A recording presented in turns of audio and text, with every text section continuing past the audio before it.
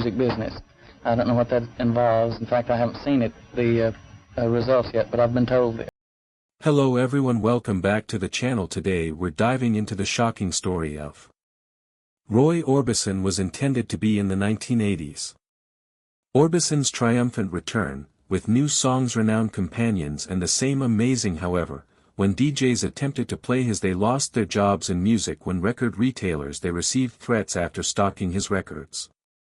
The reality: Roy had turned against the most perilous gatekeeper on radio and his career was at stake, and this is the "They Didn't Want You to Hear the Story," Roy. On April 23, 1936, Orbison was born in Vernon, Texas, amid one of the most difficult periods in American history when his father suffered while working in the oil fields. His mother enjoyed painting, so she kept a job and poetry, but funds were never plentiful. The family had to continue pursuing. In 1942, they worked wherever they could. Due to the war, they relocated to Fort Worth. Brought a few years later factory jobs. They finally arrived in Wink, Texas, where Roy would subsequently characterize as oily, dusty, and still full of things he didn't like. His early life influenced him. He was raised in an enduring legacy, and that spirit will later reverberate throughout his songs. Changed when Roy's father turned 6. Gave him a guitar, which wasn't merely a plaything. It became his universe, and he gained knowledge from his dad, older brother, and fast-paced music assumed control of his life while other children. Roy practiced by himself while playing outside.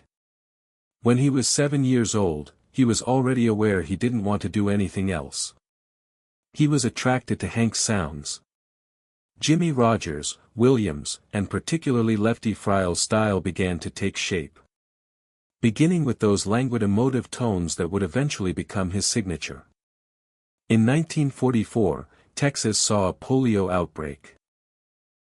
Because they were so terrified, Roy's parents sent returning to Vernon with his brother to remain with their grandmother while she is abroad. From his parents while he was so young only strengthened his reserved and bashful personality. Roy had no regard for himself. In fact, he even began coloring his nearly white hair black as a child, attempting to alter his. It appeared that he had little interest in athletics and didn't believe he had a lot going for him outside from. Even then, he didn't say one thing in his voice. He simply believed it was that fantastic. People recalled it as being so modest.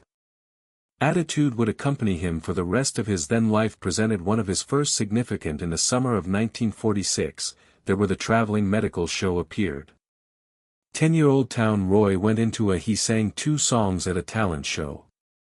Joe Blonde and Mountain Dew to he tied for first place, much to everyone's amazement. Place at that time with a 15-year-old shown to him that strangers enjoyed his voice, provided more than just his family with the self-assurance he didn't realize he required. Music was no longer merely a pastime, it was a means of being heard and seen. By the time he was performing on Curb when he was 15. Kermit, Texas, and had established his The Wink Westerners, the first band, even played on their own radio program. Anything from big band to country hits classics. Roy continued to train hard this summer. Occupations: cutting and painting water towers, steel, but his first focus was always music. Consequently, Roy dropped out of college in 1955 and halted the Wink and began something fresh. Westerners, and established a brand new group called Teen Kings. Received a spot on Odessa's TV and swiftly gained popularity locally. It was while they were performing that Claudette Freddie, the girl Roy met, would subsequently become his spouse in the same obby. Their debut song was recorded that year. In a tiny studio in New Mexico, Doobie, a minor label, issued the record, but it wouldn't remain little for very long. Then, according to some, things become a little hazy. Roy was instructed by Johnny Cash to call Sunday Records. That served as the foundation for Elvis's career. However, others, such as Roy's own drummer and Sun Records Sam Phillips, stated they claim a record, but that wasn't accurate. The owner of the store performed Yubi Doobie for phone conversation with Phillips, and that's how the transaction took place. Regardless of what's, it is evident that Sun Records endorsed the Teen Kings and Yubi were re-recorded. The song, Doobie in Memphis, became their behind-the-scenes, but the first true hit when Roy wanted to sing, there were issues. Ballads are heartfelt, emotionally charged tunes. Sun Records, however, desired more rockabilly. Roy didn't blend in with more Elvis-style songs. Sam Phillips has his sights set on that mold. Roy was no longer Carl Perkins. When Perkins got involved in an automobile accident, it revealed the label's space, and Roy's song, Ubby, after Doobie's shot, it reached the sold over 200,000 and was on Billboard charts. Sales, but there were no subsequent hits. In an effort to remain current, the band went traveling in the most peculiar manner, playing on drive-in theater roofs. Theaters in between films that Roy provided everything he had. Moving on stage like Elvis, he hoped that people would applaud him. Once declared, "We took all the necessary steps to receive praise as we only had one hit." Record, it was a period of hard effort and hope. And stern teachings. When Only the Lonely released in 1960, and it didn't only make Roy because of Orbison's fame, everything changed as he attempted to perform the song for Elvis initially.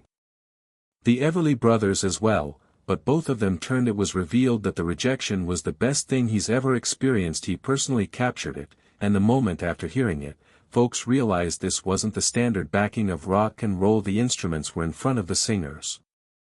Roy's voice, quiet in the background, soared high, frail and in agony, but one sounded similar to the majority of male vocalists. Attempted to sound cool at the time, and didn't he sound heartbroken, tough Roy? And heartbreak was, for the first time, lovely. From that point on, he maintained composing his own regulations for nearly all of his. The greatest hits were either co-authored or written by him alongside Joe Melson. Then Bill Roy D wrote songs that didn't adhere to typical manner in which verse was employed by others. Roy went crazy with his chorus verse. Compositions such as In Dreams and Weeping in ways that no one could understand anticipated, yet they continued to work. Roy didn't care because they felt sincere. He was more concerned with feeling than formulas. Because of this, his music will always be remembered. However, the picture that everyone recalls, the sunglasses, black clothing, and being still, wasn't a trait of any master. Originally, it was feared that Roy had a bad stage. On one tour, he was afraid and forgot his usual had to wear his prescription glasses. Sunglasses, which assisted in concealing his eyes and his nerves. He continued to wear the next, they forced him wear black clothing. Feel more secure, as if he were lurking in broad sight. George, he hardly moved on stage. Harrison once remarked, Roy appeared to accept for his lips, marble froze, although that silence simply intensified his voice. Strong, it wasn't a show, it was honest emotion. That unfiltered emotion captured the show while he traveled the United Kingdom with the. In 1963, the Beatles were meant to be. The Beatles were the main act, but night after night, rising quickly, Roy deserted the audience after going out first. Startled by how softly he began to sing, because in order to hear, individuals had to be silent. Then he struck those enormous high notes. And at one show, they were all his. Even after he went, his name was shouted by supporters. The stage, and McCartney and Lennon had to prevent him from leaving again, even though the Beatles found it difficult to follow him on that. Roy was silently composing during the same tour. Paul on the bus saying, "Oh Pretty Woman, All My Loving" was the first song McCartney wrote. Even Elvis showed genuine regard for one another. Once, I couldn't help but admire him. In 1955, I made the long drive to see Elvis. I'm curious to know what all the excitement is about. Was about his lack of admiration for Elvis Presley's quips or accent, but thereafter when Elvis was one of Roy's greatest hits. Greatest admirers when Only the Lonely were. Elvis Presley's song was a hit. Purchased the entire box of records to gift to friends, and at one of their events Elvis introduced The Last Gatherings in Vegas. Roy on stage by referring to him as the best world-renowned singer, but Roy never truly thought the excitement he constantly felt inside. He wasn't sure if his music was his only authentic voice. That is the reason why "Oh Pretty Woman" was so. It originated from a casual remark. Claudette, Roy's wife, announced that she was leaving. Bill does joked when shopping, a woman never needs money," Roy said. Seized his instrument in less than 40 minutes. The song became his biggest hit. Smash that dethroned the Beatles from the charts and temporarily selling millions. Roy Orbison occupied the highest position in that moment's world, reverberated far beyond. He was more than just a celebrity in America and Ireland. He was revered, but the majority of Americans, the country Roy retained, was skipped by the artists.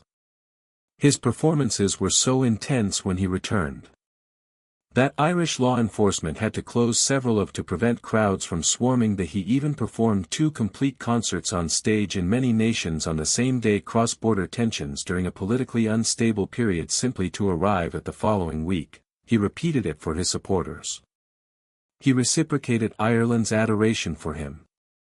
He became a member of the Rolling Stones in 1965 for their initial trip to Australia and New Zealand. It was an odd combination, Roy with the Stones and his eerie ballads with their ferocious enthusiasm, but it succeeded. They performed in the city several times a day. The tour continues from Sydney to Perth. Was vicious, but Roy continued to follow while the Stones were the rock of the future.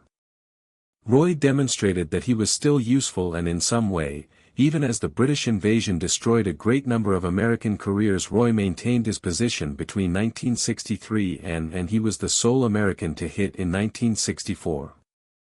UK #1 twice. His secret was straightforward: he stood out from the others. Roy stood motionless as they shouted and danced. He cried, but he didn't try to, others claimed. Competing, he simply continued to be himself. He stood out because of that, but then there came a day when everything, and he departed the label Monument Records in 1965. That had influenced his tone and signed a large contract with MGM. Seems like a wise choice on his part. He would release additional albums and films. Grown larger than before, however, the offer requested 3 albums a year, which was excessive. Too many tunes, not enough time in the interim. His private life didn't get any better during those. Claudette, Freddie and Roy Orbison first met in long before his voice filled the 1950s radio stations and stadiums. At the era he was only a young, struggling musician. And she was only a little older than a teenager. Roy was 21 when he got married in 1957, Claudette the world was perhaps as young as 15. I'm only now hearing his name, but in private, the youthful couple was already bearing the burden of adulthood obligations when their first son Roy commemorated his birth by spending his royalties from songwriting on a gaudy pink Cadillac. Their happiness was short-lived.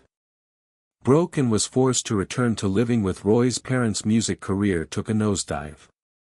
And he even stopped doing shows for a. After that, they relocated to Tennessee and had another son and attempted to make a new beginning. But the turmoil of pursuing celebrity never gave. They had space to breathe. By 1963. Suddenly, Roy became a worldwide celebrity. His name was shouted by admirers from London to teenage females, and Sydney had to be taken from him by the police, but notoriety offered temptation as Claudette brought up their kids by themselves and Roy Hendersonville was leading a double life. The reality of life on tour struck hard when Claudette discovered a correspondence from one of Roy's girlfriends maintained a tidy appearance, although his loved ones were aware that he was falling into his former rock star lifestyle. Appeared to steer clear of during one tour, and he and his companion even maintained a schedule to control the flow of females. They weren't the only ones meeting errors. It was a way of life, and Roy was away seeking distractions and glory. Young and lonely, Claudette was confined to her house and encircled by quiet, which is when she got to know the man building Braxton Dixon. He was not a typical builder of their home. He was a legendary home builder from Tennessee. For musicians such as Johnny Cash and Tammy Wynette, he brought his bringing imaginative vitality into their house, and Claudette gradually attracted friends. Later claimed that all she wanted was to feel observed once more. With Roy always absent, Dixon was there, someone charming and involved. Their relationship was more than just a sexual one. Filled the emotional void left by Roy. After 1964, everything fell apart. With the divorce of Claudette, and for a brief they appeared to be done for good. However, things happened, and Roy signed a massive bargain with MGM, who promised to reduce touring. More time spent at home than Claudette produced their third kid within. They were reunited and remarried after several months. By late 1965, Claudette even took a plane to Britain following Roy's foot break-in. They tried again after a motorcycle accident. Wishing that love would endure despite they had both endured hardships together, but June would be the end of that second chance. Roy and Claudette were riding on the 6th of 1966. Riding motorcycles together on a unique day. They had a passion for motorcycles, and Elvis got them to participate, but on a quiet a pickup truck pulled off on a Tennessee road. Roy abruptly swerved to escape it. The impact was brutal, didn't it?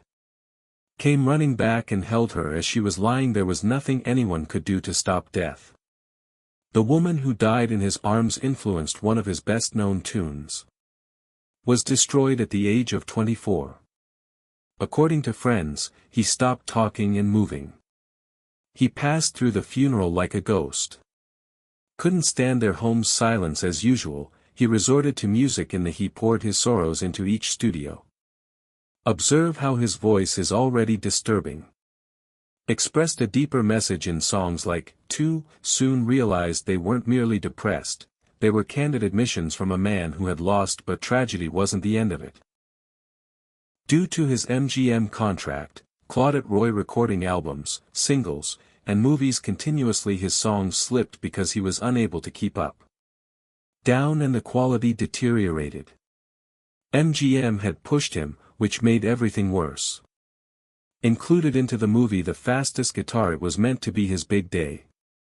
A movie scene, however the script was a mess. Roy used a guitar to play a spy rifle. The film became a comedy, and Roy was still in mourning and wasn't ready for pretending that detractors detested the plan. The movie series was cancelled after one. It served as yet another reminder that nothing was going smoothly until the Roy Orbison's greatest blow just completed a performance in Birmingham, England, on September 14, 1968. He was adored by the crowd.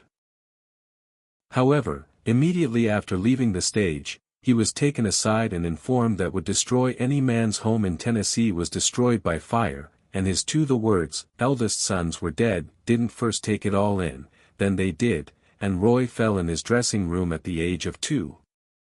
He had lost his wife years before after a motorcycle accident. His world had quieted down. He cancelled the remaining trip immediately and hurried back to the America, but the journey home felt there was nothing he could do indefinitely. Simply consider and be sad when there was no house when they arrived in Hendersonville. Just an ash-covered chimney that has burned out. Roy Dwayne, his 10-year-old son, and Anthony, who was 6 years old, had been playing Flaming Flames whilst beneath there. Some claim that it began with grandparents' care. Using an aerosol can and a lighter. Whatever occurred, it happened quickly. Wesley, the youngest brother, was taken out. Precisely when Roy's parents attempted to prevent an explosion they were knocked across the room by flame. When assistance did arrive, it was already too late. More than anything else, the funeral hushed. June Carter and Johnny Cash's words stood next to Roy. They didn't say anything. Wasn't necessary for everyone to be aware of the weight he was carrying, something that Roy couldn't stand. Reconstruct on the property where the memories were too agonizing, so he sold the property to Johnny Cash, who pledged something holy that he would never construct house there. He planted a fruit instead. A living homage to Roy's lad's orchard. After years of growth, that orchard became a peaceful location for Wesley to go back to when years later, he required peace. No, Cash's own home would also burn down. One person passed away, yet the odd coincidence added a layer to an already eerie tale of Roy's failure to recover. He couldn't move in for a long time. Shut out the world with his parents and ceased to compose music. Even after Johnny, when Cash paid him a visit, Roy simply gazed at a mute TV, immersed in contemplation, unaware the approach to go with music had always served as his release, but it seemed empty now. In any case, the music industry was evolving. The dominant genre was psychedelic rock, and Roy's heartfelt songs were being. Despite this, his record sales fell. The $1 million MGM contract he had previously didn't result in anything by the early Roy Orbison was virtually vanished by the 1970s. His fall from the limelight was severe and he had been invincible since the early 1960s. Side by side with Elvis as one of the finest rock vocalists, but by 1976, he was performing for mostly deserted audiences. For his 40th birthday, he gave a performance at a small group of individuals in a vast arena. His albums were extremely difficult to locate, even in one music critic had to travel to New York. Unique order them fans who are still far away. Bulgaria and other regions never forgot him. They applauded him as if nothing had changed. Some light did enter his life in the 1960s. Life in 1968. Amid this gloomy period while on tour in the UK, Roy met Barbara, at just 18 years old, young German woman. The following year, they were married and finally became parents to 2 sons, Roy Jr. and Alexander. However, the choice to go his surviving son from his first marriage, Wesley marriage while under his parents' supervision, produced a silent, long-lasting division among the family. Barbara emerged as a pivotal role in Roy's life and afterwards assisted him in reviving his career in the 1980s, but problems persisted whilst on vacation there in 1977. Hawaii. Roy visited the medical facility with physicians found that he had chest trouble. They claimed he had 3 clogged arteries. He got a triple bypass and was fortunate to be alive. Surgery, but his old habits persisted. Smoking, eating poorly, and traveling. The fright should have been a continuous pivotal moment, but it wasn't. It was simply he disregarded a warning in the middle of the 1980s.